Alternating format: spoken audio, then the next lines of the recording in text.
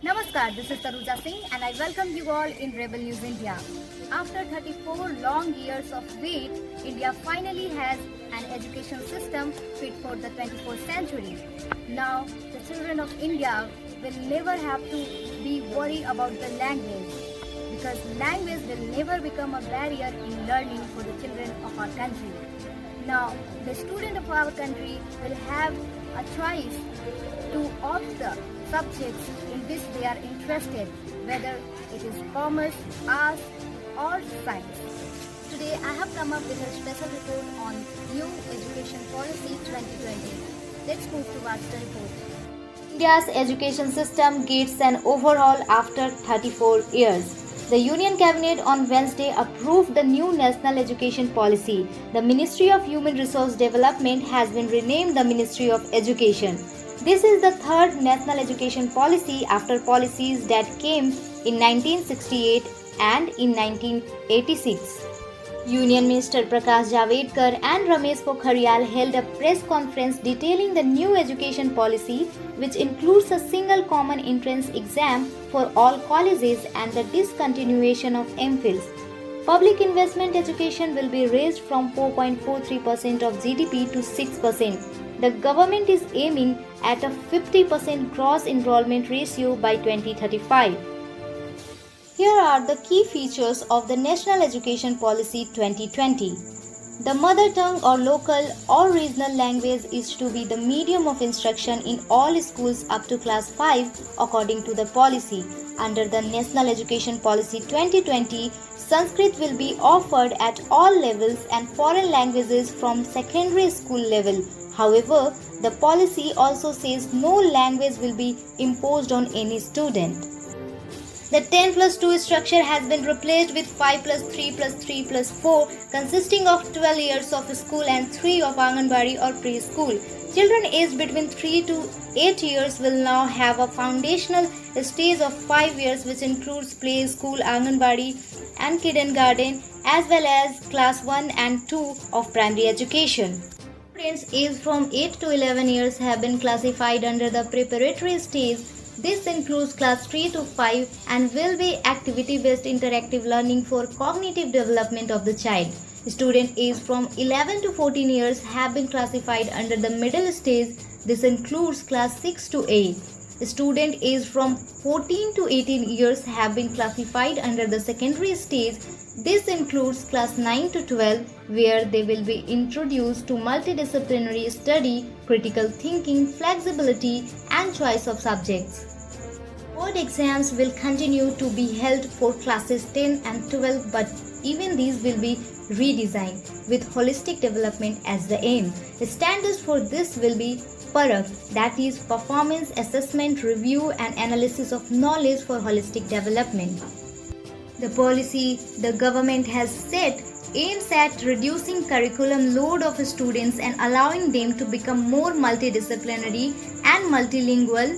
There will be no rigid separation between curricular and extracurricular activities and between vocational and academic stream, the government said.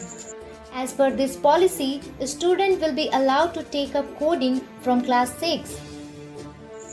The policy also proposes that higher education institutions like IITs move towards holistic education by 2040 with greater inclusion of arts and humanities subject for students studying science subjects and vice versa. The National Education Policy 2020 also proposes a 4-year undergraduate program with multiple exit options to give student flexibility. For any graduation course, if student complete only 1 year, he will get a basic certificate. If he completes 2 years, he will get diploma certificate, and if he completes full course, he will get a degree certificate. So no year of any student will be wasted if he breaks the course in between. Instead, those who wish to leave the course in the middle and come back again, their credits will be transferred through Academic Bank of Credit. The new policy also envisions a single regulator for the higher education sector, that is Higher Education Council of India, to regulate higher education in the country, and the focus will be on institutions that have 3,000 or more students. The Higher Education Council of India will not, however, have jurisdiction over legal and medical colleges. The Higher Education Council of India will have 4 independent verticals, that is, National Higher Education Regulatory Council for regulation, General Education Council to set a standard, Higher Education Grants Council for funding, and National Accreditation Council for accreditation. Now have a look on our next report, which will show you that how this new educational policy will be helpful for the every section of our society, and from the every section of our society children will be able to access the online education, and that's why government is preparing more. To know more, let's have a look on the next report.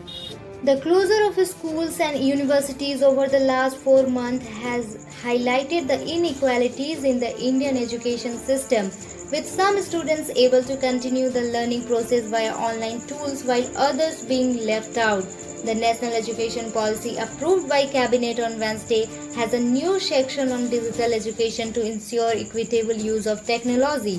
When we introduce technology, we must ensure that no child is left behind, said Higher Education Secretary Amit Khare. A dedicated unit to coordinate digital infrastructure, content and capacity building will be created within the Education Ministry to look after the online learning need of both school and higher education, he added.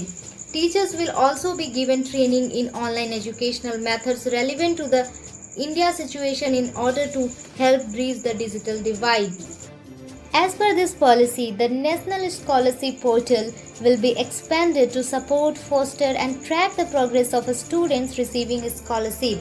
Regions such as aspirational districts, which have large numbers of students facing economic, social or caste barriers, will be designated as special educational zones, the policy added. As per this policy, the center will also set up a gender inclusion fund to build the country's capacity to provide equitable quality of education to all girls and transgender students in the country.